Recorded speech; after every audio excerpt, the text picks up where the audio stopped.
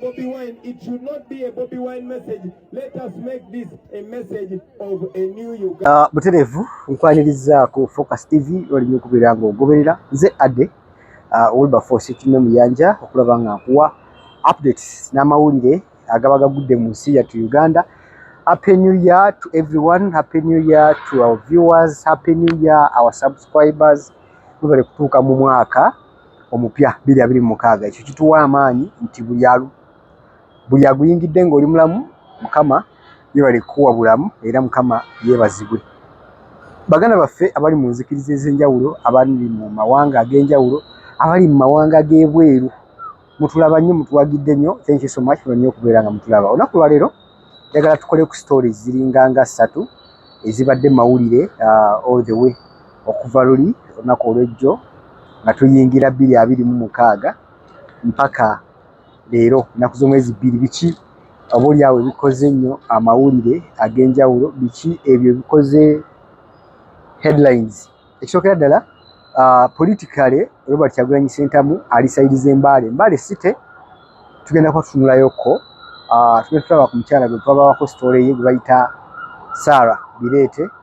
Oyo naye waliwo amawulire ge agakyayokya olunaku olwaleero, and of course n'ebyo gye bayita national address oba Robert Ssentamu ebigambo byayogedde nga tutandika omwaka 2026 nga yogerako eri eggwanga biki bye yakulembeza oba biki byayogedde, tugenda kwa tutunulayoko. Olunaku olwaleero amawulire gegambye nti headlines bezisinza okwesibako ennyo byetubanga tubawa kulaba nga tutambuza enjiri yaffe y'olunaku olwaleero. Njagala tusookere ddala ku sayidi z'Embale. Agoberera Focus TV njagala okujjukiza nti olunaku lw'Embale okwawukanako n'ennaku endala zonna, Robert Kyagulanyi Ssentamu we yabadde yakava mu olunaku olw'okuwummulamu, because rallies yasalawo zikola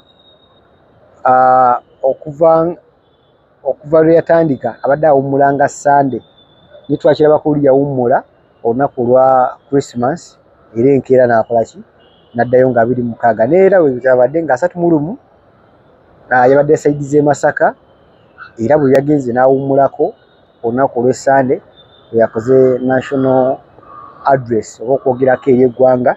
Era olunaku olwaleero n'akeera okwolekera Mbale City.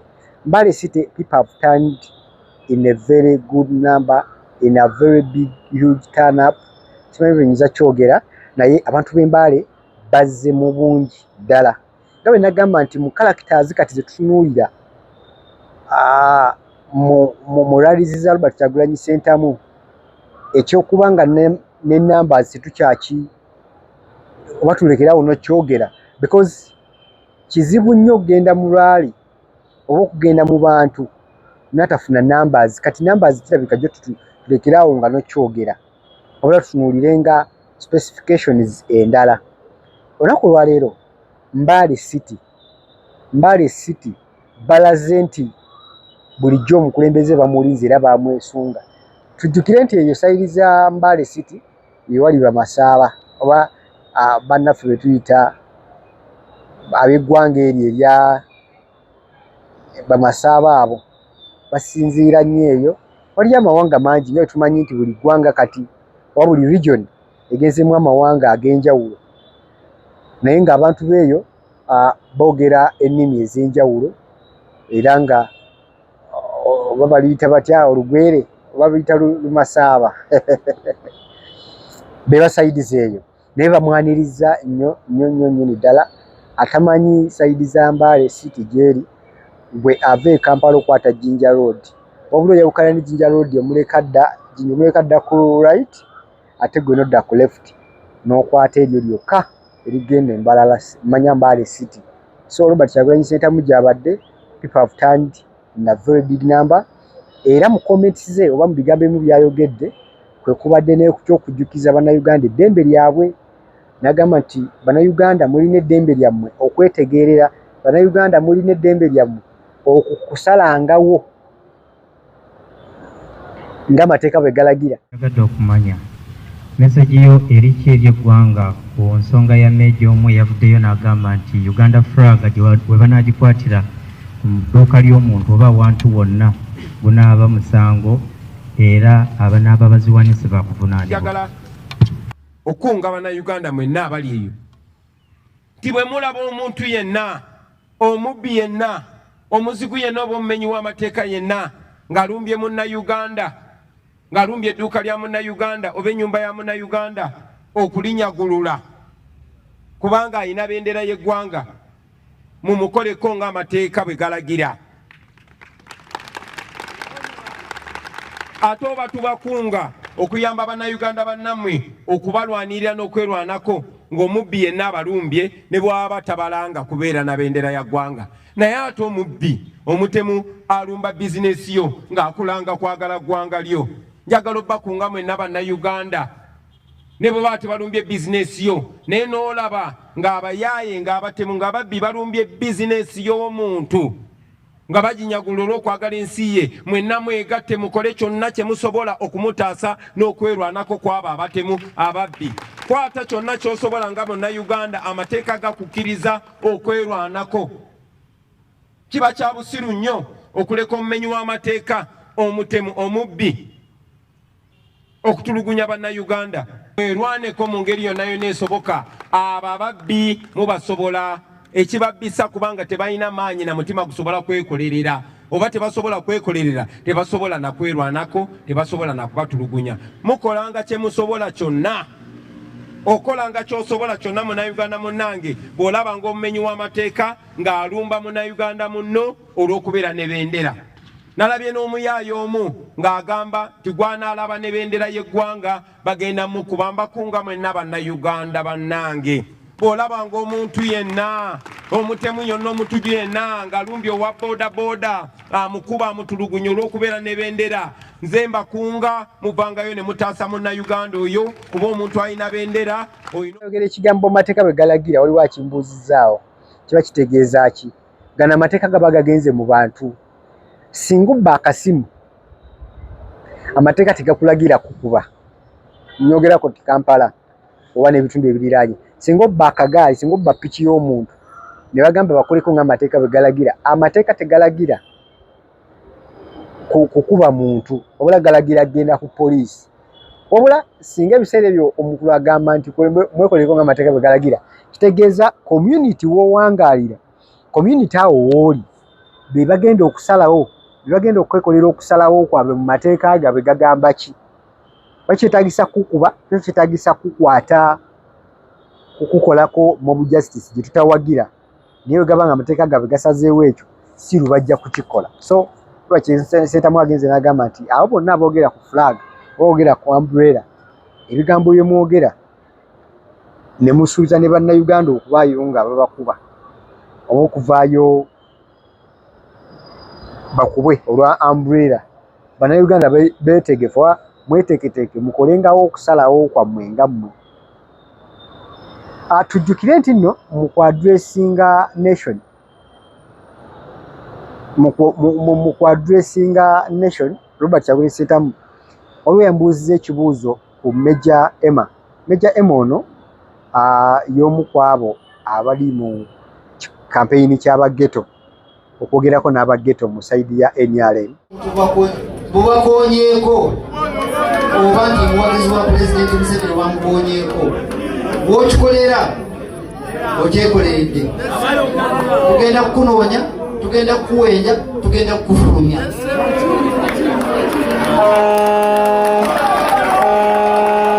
Nkiddamu, tugenda kukunoonya, tugenda kukuwenja, tugenda kukufulumya. Natumala bakutwala mu kooti oba mukomera.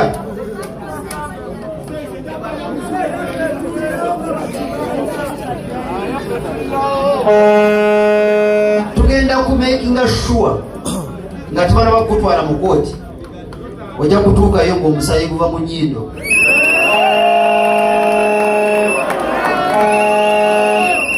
kambabulire etteeka lyaffe nga badipu ne geto etteeka likola bwe liti entandaro fast ekomera yinzako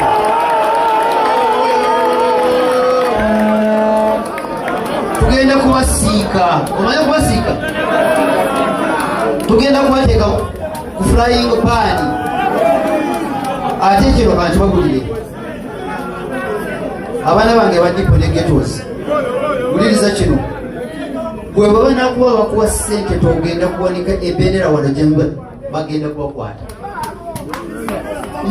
ekidamu buliriza wano kino nkimanya nti nze mwe nze ki nze mbeera nammwe bwaba waliwo ensobi gyayagala kukozesa kuba olwaleero mugambe leeta mutabaniiwo mumpulira akawembe noosi sausi Emono yagenze n'agamba nti bw'omusango akuta umbrella omusango omuntu yenna ayina umbrella agitadde wantu wakyamu mumwekolereko ng'agamba abavubuka bano abageto abali mu kiwayi kya NRM. Lero bakyakisendamu wabadde ayanukula agambye nti omula Uganda tokkirizibwa kutiisibwatiisibwa omanye eddembe lyo kye litegeeza kola eddembe lyo kye likutegeeza okukola. Ye n'agamba nti bw'osangibwa ng'oli mu dduuka lyo ng'otaddeko umbrella ne baliggala n'osangibwa ng'ovuga ekiduuka kino bakikuggyako mweteeketeeke kwekolera oba okwanukula nga mmwe kye muba musazeewo. Kitegeeza nti tuli mu kaweefube ow'eggwanga okutuuka ku ssanga buli NUP oba National Unity Platform kyekola kyesimbako essira mu Uganda wano kigenda kufuuka etteeka oba kigendanga kuggyayo etteeka. Tulina ebintu bingi bye twagala tutunuleko ebibadde bijja bikyuka obuuluusi oba okuteekako ennyo essira newankubadde nga badde tebabiwa nnyo manyi ng'okukwata umbrella mu ngalo oba n'obeera n'umbrella nga kivve umbrella eno bwe yatuuka ekiseera nga omuntu yenna essaawa zino otuuse n'okulowooza nti bulijjo eggwanga terikimanyi nti national flag ya buvunaanyizibwa era ya buyinza obwenkanidde awo. Tujjukireko ne mabega eri waaliwo manvuuli era manvuuli neefuuka eki actually ng'otuuka n'okutuuka ku sserimu nga omuntu atawagira National Unity Platform ayinza okwegaana okukwata manvuuli because oba kyagweseremu akoze eki kati omuntu akola ekintu ekiri ekitambula nationwide nekigenda mu nsi y'eru international nekibeera recognized omutyanga era omulabangamu ekintu ekyenjawulo. Bwe yavaawo waliwo tujjukire tulinawo okuvugana kwa baleti zino obukoofiira era amagye ne gabe ne gataputa etteeka erikwatagana ku bukoofiira n'ebyambalo ebifaanagana ebyamagye. Basawo ne banyamba ekintu ekifaanagana ekifaanagana n'ekintu kyekyo ekiri mu kikula kyakyo era ebiseera ebyo ng'omuntu okusanga ne kabereeti n'okusanga ne ovulo ng'ogyambadde nga kimenya mateeka era ng'okwatibwa. Kitegeeza ki nti waliwo essawa etuuka nga ekibiina ekimu oba omuntu omu asobola okuleeta eggwanga oba ensi okutuuka okusalawo oba okutuuka okulaba ekintu ng'ekyobulabe naye nga just lugoye nga just kya bulijjo kikozesebwa naye n'otuuka ku ssa erikiraba nga kyanjawulo. Basabo ne bannyabo mu vidiyo zino byenjogera mbaterawo ne vidiyo tusobole okulaba nga naffe twewulirirako oba tukubaganya ebirowoozo ku ekyo kye tuba tuwulidde. Mu vidiyo endala ze njagala twogereko leero y'omukyala Sarah Birete. Sarah Birete ono y'omu ku balwanirizi b'eddembe oba abatakabanira eddembe ly'abantu.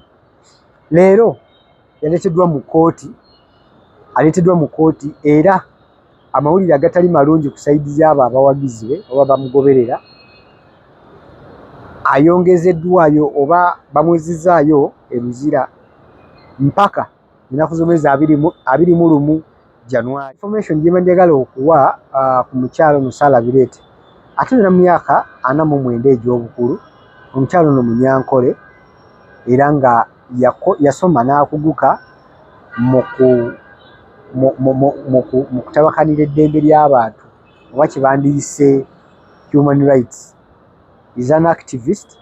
An activist y'omuntu alina cause, y'omuntu alina ekiruubirirwa ekyenjawulo. You can be an activist mu kulwanira eddembe ly'abaana, you can be an activist mu kulwanira eddembe ly'abalwadde abalina ebirwadde ebyenjawulo, an activist mu kulwanirira barefugee. There must be a cause to become an activist. So mukyala mutendeke era nga yakuguka mu kutuuka mu mateeka era nga yakuguka ne mu kulwanisa oba mu human rights.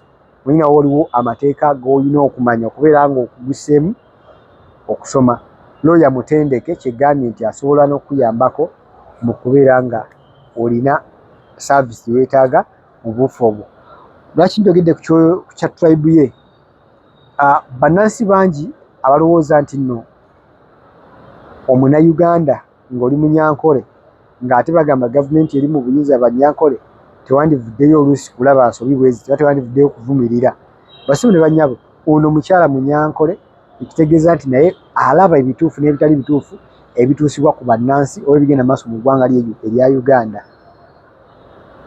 Lwaki akikola? Because alumirirwa bannansi. Tekikuganda kuba Muganda, tekikuganda kuba Munyankole, tekikuganda kuba Musoga, tekikuganda kuba Munyarwanda, tekikuganda kuba kikuba ensi yayaniriza oba yakkiriza amawanga ag'enjawulo okubeera mu ggwanga lyattu Uganda. So n'Omunyankole, Omunyarwanda, Omunyoro, Omukiga oli wa ddembe okulaba ekitali kituufu n'okyogerako nga si kituufu, okulaba ekituufu n'okisima n'ovaayo n'okyogera nga kituufu. So omukyalo oyo leero yaggaliddwa oba yayongerezebbwayo paka ennaku z'omwezi 20. Tusaba kkooti bwe libezeemu n'otuula emmuwa obwenkanya bwe biti oba bye ndyagadde okwebuuza nze nga nze engeri gye ndabamu ensonga zino.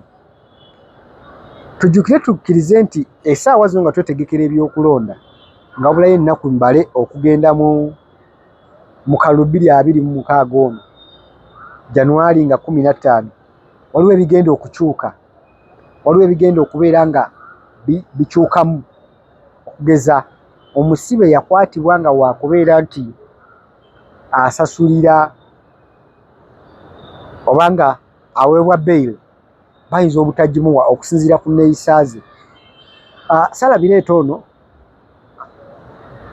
kigambibwa mbu okusinziira ku batunuulizi bange gye batunuddemu ensonga ye nga nange era bwe njiraba okumugamba adde mu kkooti ng'ennaku z'omwezi 20 kitegeeza ki nti wajja wayiseewo ennaku 6 ng'akalulu kalondebwa dda, wajja wayiseewo ennaku 6 nga n'akalulu kalangirirwa dda akubwa pulezidenti. Omukyalo ono abadde voko nnyo era alina ebibiina by'abadde ayogerezeganya nabo ebyenjawulo ebitunuulira eddembe ly'omuntu naddala mu nsi yattu Uganda. So okumwongerayo mpaka 2026 kitegeeza nti wano wonna alina kubeera mu prison oba alina kubeera mu kkomera. Talina kyasobola kukola, talina kyasobola mbeera gy'atesobola teekawo, talina community ye kuwuliziganya naye ng'ali mu kkomera. Tujjukire n'ekisanja ekiwedde nti abantu nga bano bangi babeera mu kkomera mpaka ng'okulonda kuwedde. Tujjukira abaana batambulanga Robert Kyagulanyi Ssentamu, mbayita baana because enjogera yalyo naye Abannayuganda batambulanga Robert Kyagulanyi Ssentamu bwe bakwatibwa e Kalangala ne basibibwa okupaka okulonda bwe kwaggwa. Ne ku mulundi guno era kintu kyekimu tugenda kira oba tuze tukirabako. Ekisookera ddala mulimu abantu abali political ennyo abazze baggalirwa, abazze basibibwa ne bataddamu kufuluma mpaka ng'ebyokulonda biwedde. Okugeza babodegaadi ba Robert Kyagulanyi Ssentamu bonna be yali ng'atambula nabo abamu basibiddwa ndoza tugenda mu myezi nga 4-5 nga baasibibwa ba Eddie Mutwe, Akirewo Kivumbi, to mention naye abaana bonna abali batambula naye baggalirwa era emisango ne gijja nga gyongerezebwayo mpaka bwe tutuuse mu kaseera kano ak'omwezi gw'okulonda nga tebannaba bbanja ejja kuba boogerako. Kitegeeza ki nti kalinga akagenderere okulaba nga abantu bano tebabeera oba tebeetaba wamu mu kulonda kuli direct na mukulembeze waabwe.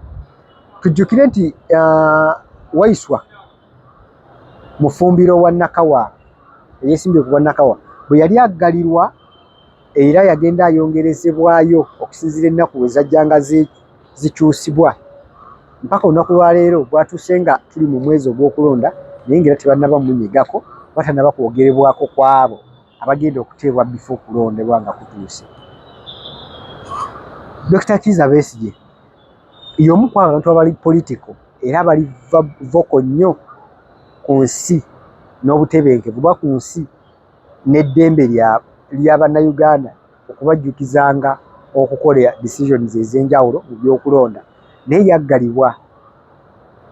Kati almost ndowooza kugenda kubeera mwaka mulamba nga ali mu kkomera tutuuse ne mu by'okulonda ebiseera era nga tannaweebwa beyiro wabula nga kye bakola abalamuzi okujja nga bongezaayo ennaku oba okujja mu kkooti ne bagamba obujulizi bakyabunoonyerezaako. So mukiringa kigenderere era omukyalo ono naye aziddwayo ku alimanda omupaka nga ennaku 21. Kitegeeza nti bonna bayinza okujja okuteebwa ng'ebyokulonda bikoze eki bimaze okuggwa. Basebo ne bannyabo Robert Kyagulanyi Ssentamu yabadde ali ku national address ye yagambye nti Abannayuganda tukuume eddembe kuba naffe twokkiririza nnyo mu nkyukakyuka ey'eddembe. Nga tuli mu kaweefube w'ensi ng'eri mu kuteekera enkyukakyuka mu kalulu bwe kati akajja, tukkirize tugaane nti ebikolobero byonna ebikolebwa biva ku kusalawo okubi abantu abali mu ofiisi ezimu obaolyawo kwe bakozesa oba kwe bakola nga kuli against abantu bye bakkiririzaamu. Olwo yali agamba nti Omunnayuganda amanya atya nti nno abiddwa akalulu ng'ate ng'ekitongole kivuddeyo ne kiwa results. Ssebo oba nnyabo Omunnayuganda bwe yatuuka yagguzibwawo amaaso oba amaaso gatuuka ne gaggulwawo nti buli kimu akirabira ddala nga bwe kirina okubeera, buli kimu akiraba nga bwe kyandibadde kikolebwa. So kati buli woteekawo obutali bwenkayi oba butali bulambulukufu mu kusalawo okwo kitegeeza nti Omunnayuganda agenda kulekebwa nga talina option. Buli wokozesa ofiisi yo oluusi mu nkola etali nnuŋŋamu oba mu nkola etali ntuufu ogenda kulekera Omunnayuganda nga talina kyakusalawo. Naye kye tusaba kwe kukuuma eddembe ensi yaffe 2026 ono tusigale nga tugyeyagaliramu, tusigale nga tuli balamu era tusigale nga tutambuza obulamu bwaffe nga bugenda mu maaso. Sitole endala gye njagadde okukonerako yeya intaneti. Abannayuganda bangi babadde babuuza nti ddala intaneti esobola osigalako mu ggwanga lyattu Uganda. Obubonero obulaga nti intaneti tujja kuba nayo obusookera ddala Robert Kyagulanyi Ssentamu bwe yabadde emabegako mu nnaku 2-3 mabegako yatulaga ka app ke tusobola okukozesa okubypassinga singa intaneti eggyibwako. Akabonero akamu akakulaga nti ekijja omanyi kinyaga bitono. Omulundi guli bwe tugenda mu kulonda 2021 mujjukire nti intaneti yakola ki yaggyibwako era n'olunaku olwaleero Facebook tekkirizibwa mu butongole kukozesebwa mu ggwanga lyattu Uganda. Tukkirize tugaana abagikozesa olina okukozesa ka VPN. Kitegeeza ki nti teddangako mu ggwanga lyattu Uganda. Kiko ekisinga okunennyamiza oba okuneewuunyisa nti n'abakulembeze bennyini abaleeta etteeka ly'ogisalako oba ogiggyako ate ne bapositinga ku Facebook okuwuliziganya n'abagoberezi baabwe. So kati kikinennyamiza akabonero Robert Kyagulanyi Ssentamu ak'okuvaayo n'atulaga app oba n'ateeka app ku mitimbagano gye okulabula Bannayuganda nti intaneti singa evuddeko kasobola okukozesebwa. Ke kabubonero obulaga nti ddala intaneti bwe tuba tugenze mu kulonda esobola okuggyibwako. Ekyali tayinza kubuusa maaso regime eno ekimanyi bulungi nti Abannayuganda beeteefuteefu era bakozesa nnyo emitimbagano okumanya information egenda maaso mu ggwanga lyattu Uganda. So kati omuntu yenna ayagala okuziyiza oba ayagala okubaako kyakola ateeka kubeera ng'asazeeko empuliziganya zino abantu obutawuliziganya na bannaabwe oba information obutatambula mangu. Kati tutwale nti olunaku olwaleero bw'ogenda ku TikTok, bw'ogenda ku Facebook, bw'ogenda ku YouTube osobola okulaba directly ekiri Embaale, osobola okulaba directly ekiri Iganga, osobola okulaba directly ekiri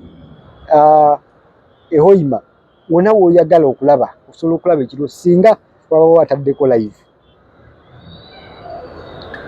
Kati mu byokwerinda bwaba nga bo batebereza nti internet erina kuvaako okuggyawo ekyo ekiyinza okugatta bannansi, kitegeeza nti Munnayuganda oba osigazza kulaba TV oba osigazza kulaba kuwuliza radio okumanya ebyo ebigenda maaso mu ggwanga lyattu Uganda. Naye akatusabe nti ab'ebitongole ekitongole kya UCC banaakola obuvunaanyizibwa oba banaakola eddembe, banaawa Munnayuganda eddembe okusigala ng'afuna information ye, because basobola otukkirize nti mu era eno gye tulimu oba mu kyasa kino kye tulimu, omuntu okumumma internet oba omukoledde ddala bubi oba oyingiridde eddembe ery'obwebange lwasonga internet oba flow of information yafuuka ya ddembe lya bwebange. Omuntu alina rights okufuna information, okufuna amawulire wonna waagaagalidde, okumanya kyayagala okumanya anytime. Secondly, waliyo bannaffe abasoma online. So oyinza leero okwagala gijjawo oba oyinza okugijjawo olw'okuziyiza bana botagala balabe bintu biri political. Nate waliyo bannaffe aba-applyinga online courses nga basoma okusinziira ebweru gye bali, nga basoma mu universities ez'enjawulo naye ng'asinziira waka because of internet. So bw'eba ejjiddwako watasigazza ddembe lye lya kusoma, watasigazza ddembe lye lya kufuna ky'alina kufuna mu biseera ebyo. So ekyo nakyo ekiboozi kibaddewo mu ggwanga lyattu Uganda, naye nga nkutegeeza oba nkujjukiza nti tusigale ku Focus TV, subscribinga, likinga, sharinga, tube nga tunyumirwa tutambula ne Uganda yaffe gye tukkiririzaamu, tubeere nga tufuna ebyo bye tulowooza nti birina ekyenkizo kye bisobola otugattako. Nkujjukiza bannaffe aba Focus Event Services, bano ne bakugamba nti beeyune bakutegekera omukolo gwo. Akaseera kano nga tugenda mu byokulonda, oyinza okuba nga oyagala memories ozikwate before. Beeyune bakuwe decoration, photography and videography, bakuwe cake, juice, bakuwe entertainment, byonna omukolo gwo gwe yandibadde yeetaaga okukolebwa. Beeyune babe nga bakolera namba ku screen kweziri bannaffe aba Focus Event Services. So nga ate bali ku TikTok, bali ku Facebook, bali ku mitimbagano gyaffe egy'enjawulo, osobola okuba nga obasanga. Ne baganda baffe aba Focus Farms and Chicken Supply, bano nno bakugamba nti kuguka mu kulunda enkoko ey'ennyama. Anoonya pulojekiti y'okuteekamu ssente omwaka 2026 guno. Oyinza okubeera nga oluusi tolina mu ggwanga lyattu Uganda naye nga wanditadde okuteeka ssente mu pulojekiti y'okulunda enkoko z'ennyama. Banoonyeeko bagenda kuyigiriza okulunda akakoko akato akadde old chick okuva ku lunaku lumu, bakakufunire akawulire olulungi, bakuyigiriza okukalunda ate era bakuyambeko n'okubeera nga ofuna akatale ng'omaze okukalunda. Enamba zaabwe ziri ku screen, banoonyeeko babe nga bakuwa ekyo kyewanditaaze okubeera ng'ofuna. For now tuyinza kuba nga tusukkawo wano, naye nga mubadde balabi balungi aba Focus TV omwaka oguwedde ne guno katutambulire wamu nga tugenda mu maaso. For now, bye bye.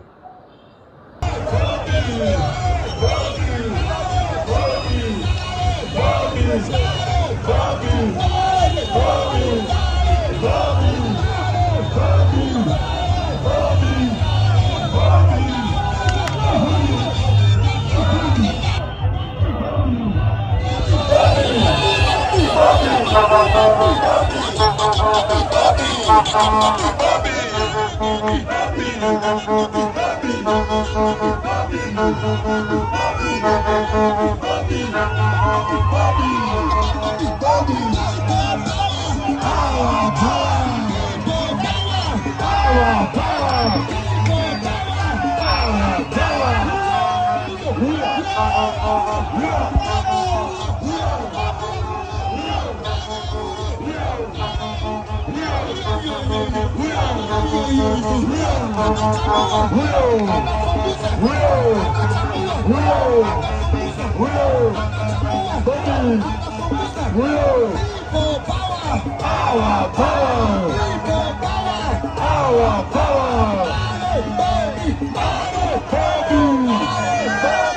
Tandyagadde okumanya message yo eriki ery'eggwanga ku nsonga ya Major omu yavuddeyo n'agamba nti Uganda flag we banaagikwatira ku dduuka ly'omuntu oba awantu wonna gunaaba musango era abanaaba baziwanise bakuvunaanibwa. Njagala okunga bannayuganda mwenna abali eyo nti bwe mulaba omuntu yenna, omubbi yenna, omuzigu yenna oba omumenyi w'amateeka yenna ng'alumbye munnayuganda, ng'alumbye edduuka lya munnayuganda oba ennyumba ya munnayuganda, okulinyagulula kubanga alina bendera y'eggwanga, mumukoleko ng'amateeka bwe galagira. Ate oba tubakunga okuyamba bannayuganda bannammwe okubalwanirira n'okwerwanako ng'omubbi yenna abalumbye ne bw'aba tabalanga kubeera na bendera ya ggwanga. Naye ate omubbi omutemu alumba bizinesi yo ng'akulanga kwagala ggwanga lyo.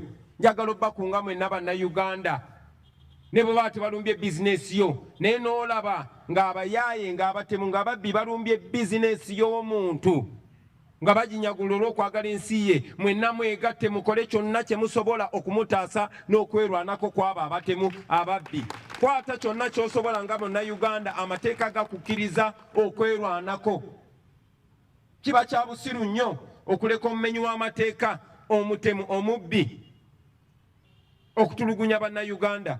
Mwerwaneko mu ngeri yonna yonna esoboka. Abo ababbi mubasobola ekibabbisa kubanga tebalina maanyi na mutima gusobola kwekolerera, oba tebasobola kwekolerera tebasobola na kwerwanako, tebasobola na kubatulugunya. Mukolanga kye musobola kyonna, okolanga ky'osobola kyonna munnayuganda munnange bw'olaba ng'omumenyi w'amateeka ng'alumba munnayuganda munno olw'okubeera ne bendera. Nalabye n'omuyaaye omu ng'agamba nti gwanaalaba ne bendera y'eggwanga bagenda mukuba. Mbakunga mwenna bannayuganda bannange, bw'olaba ng'omuntu yenna, omutemu yonna, omutuju yenna ng'alumbye owa boodabooda amukuba amutulugunya olw'okubeera ne bendera, nze mbakunga muvangayo ne mutaasa munnayuganda oyo kuba omuntu alina bendera. Olina kusubscribinga ku Focus TV yange bingi.